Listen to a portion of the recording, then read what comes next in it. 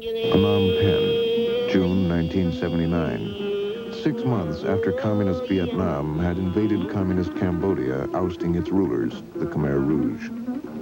Phnom Penh, 4 years after the Communist Khmer Rouge had defeated an American-backed government. 4 years of terror that followed 5 years of war. On the day of victory, the Khmer Rouge began to empty all of Cambodia's cities and towns at gunpoint. They went on to starve or slaughter hundreds of thousands, perhaps 2 million Cambodians. Nobody knows.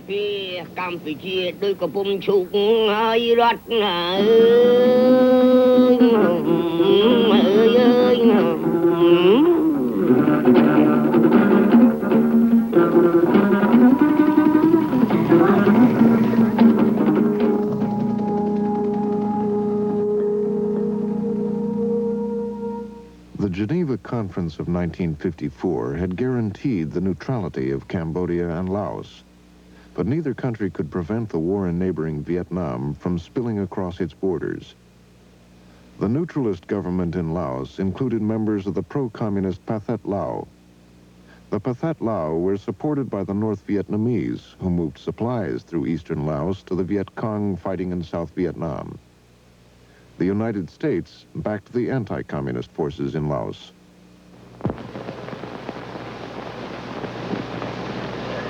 Here now is the Chief Executive. My fellow Americans, Laos is far away from America, but the world is small. Its 2 million people live in a country 3 times the size of Austria. The security of all Southeast Asia will be endangered if Laos loses its neutral independence. Its own safety runs with the safety of us all, in real neutrality, observed by all. All we want in Laos is peace, not war. To back up Kennedy's words of support for Laos, his administration secretly organized the largest of the hill tribes, the Meo or Hmong.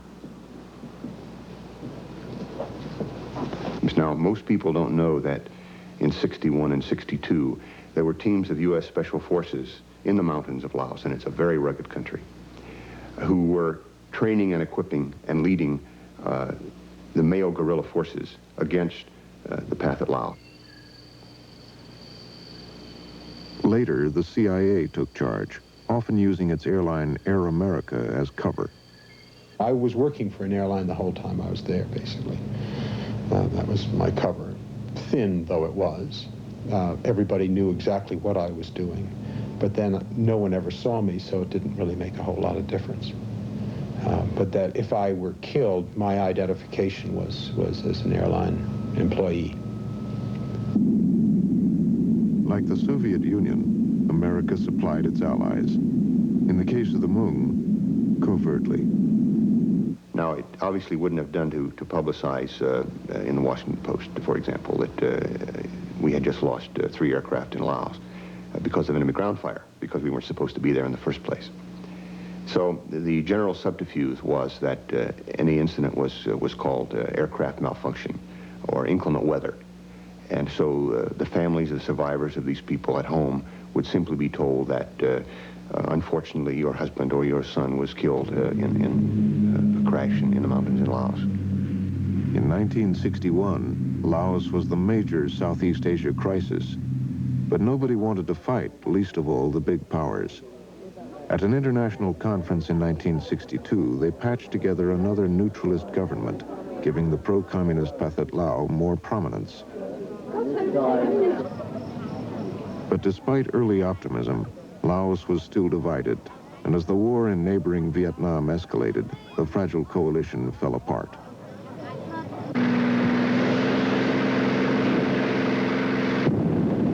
In March 1964, 5 months before the first American bombing raid on North Vietnam, the United States organized a secret bombing campaign in Laos. Using unmarked planes, they mainly attacked the Ho Chi Minh Trail, the increasingly important communist supply route from North to South Vietnam. The air war intensified, hitting Laotian villages and driving 1 million peasants from their homes. For 8 years, Laos was the most bombed country in the world.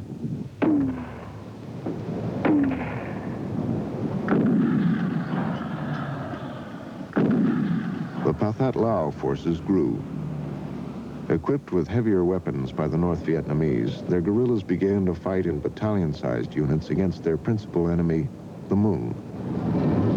When the whole context of the war in Southeast Asia changed, and it became expedient, perhaps, for the Americans to push the Hmong into something other than their traditional way of fighting, was at the place where we sold them down the river.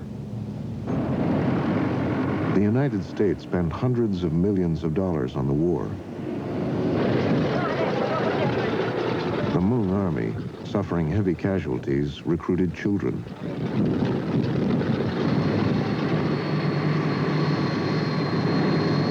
What sort of gun is that he's carrying?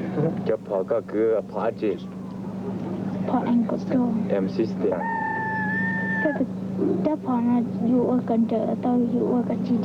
He said can do two things, automatically and semi-automatic. How old is he?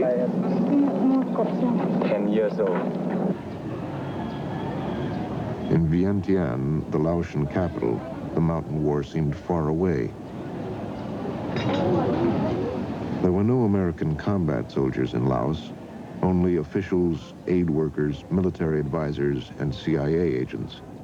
No troops. Yet American spending was 10 times bigger than the Laotian national budget. We provided the logistics, the air support, transport, the communications, ammunition, weaponry, and so forth. While the North Vietnamese forces grew from 7 to 70,000. These tribal forces up in the country that were supported by CIA, not the Royal Lao Army, which stayed right down in the comfortable valley and almost never heard a shot fired in anger, but the forces supported by CIA held that increased force off for about 10 years. Now, I think that's a pretty good record.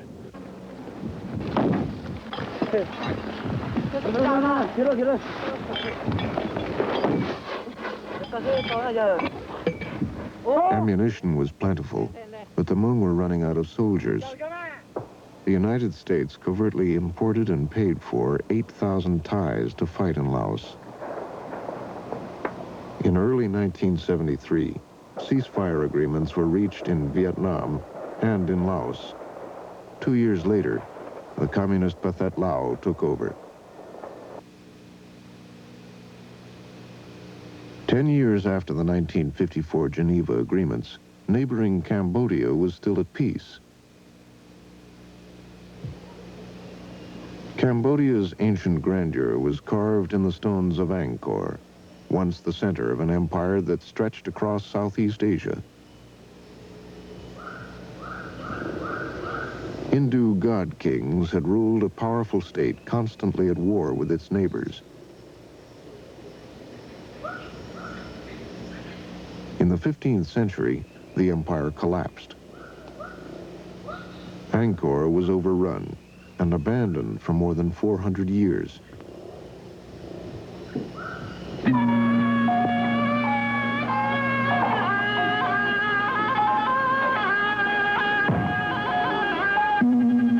In 1960, the last king of Cambodia was cremated.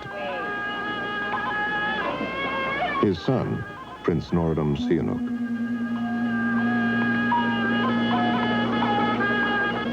Sihanouk had been put on the throne by colonial France. After independence, he abdicated in favor of his father in order to play a more direct political role.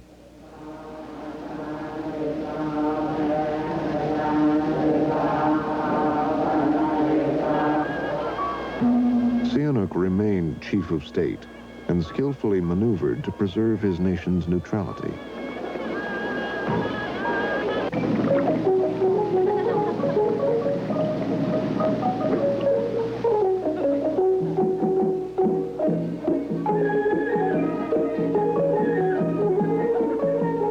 Cambodian folk dancers celebrated the country's abundance of rice and fish.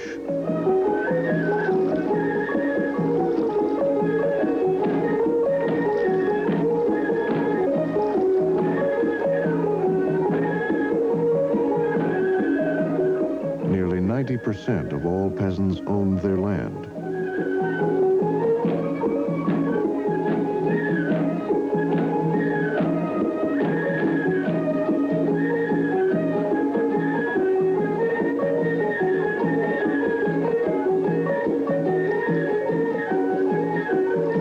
Cambodia prospered. Unlike Vietnam and Laos, it was at peace.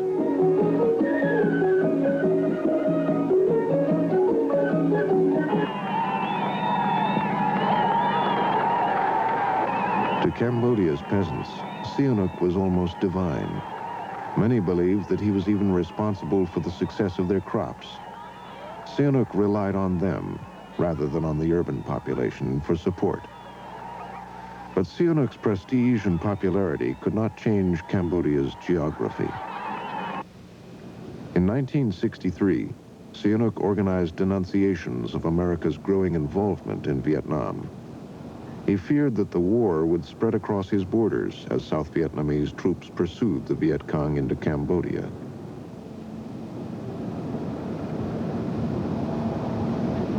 He was willing to befriend any country or leader that he thought might assure Cambodia's survival.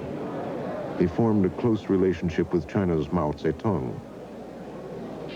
He also courted leaders of non-aligned nations like Indonesia's President Sukarno. He strengthened his ties with France's President Charles de Gaulle. He also wrote, directed, and starred in his own feature films, all of them glorifying Cambodia.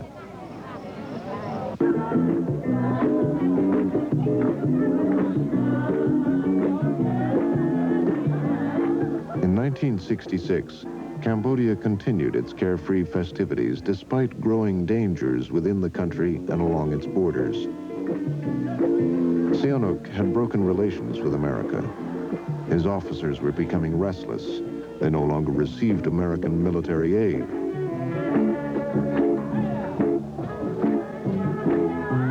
Sihanouk was also beginning to face trouble in the countryside, where small groups of Cambodian communists, the Khmer Rouge, were recruiting some discontented peasants.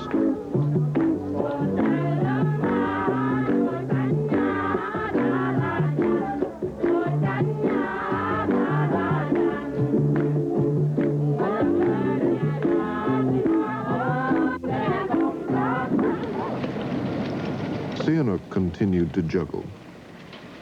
In 1967, he invited Jacqueline Kennedy to Cambodia, hoping to draw America's attention to his dilemma. Oh, good. We'll be so That's for my students, that's it. It's not for themselves. Sihanouk was concerned by the Vietnamese communist buildup in the sanctuaries, and he feared a large-scale U.S. attack across his borders. As a counterbalance to this visit, he denounced America's Vietnam policy. It would be immoral to support, your aggression, the aggression of the United States against the people of Vietnam. We want to have the right to continue to have the right to be united, to be free. And how could we deny to Vietnam the right to self-determination? Pursuing their enemy, American and South Vietnamese aircraft often attacked across the Cambodian border.